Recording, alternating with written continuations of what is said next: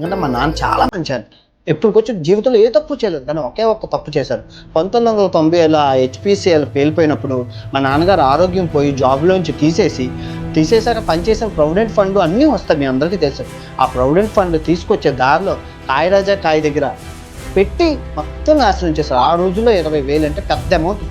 ఇప్పుడు దగ్గర 30-40 నుంచి 50 లక్షలు అంత డబ్బుని ఆ రోజుల్లో నాశనం చేశారు. ఇంటికి వచ్చి చచ్చిపోతానని చెప్పి అంటే అమ్మ కాపాడింది.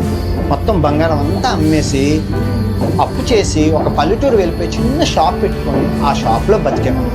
నన్ను డబ్బులు లేక మా తమ్ముడిని చదివించలేక నన్ను గవర్నమెంట్ హాస్టల్లో పెట్టారు. నాకు ఇష్టమైన పడుపు మీద ప్రమాణకం చేసి చెప్తున్నాను, నేను అబద్ధం కాదు నిజం. ఈ బెట్టింగ్ వల్ల నా కుటుంబం నాశనం అయిపోయింది. అదృష్టవశాత్తు మా నాన్నగారు బతికారు. అది ఏ కుటుంబానికి జరగకూడదు, ఒక సోషల్ రెస్పాన్సిబిలిటీగా గడిచిన 5 సంవత్సరాలుగా ఈ బెట్టింగ్ ఆడితే పోరాడుతున్నాను.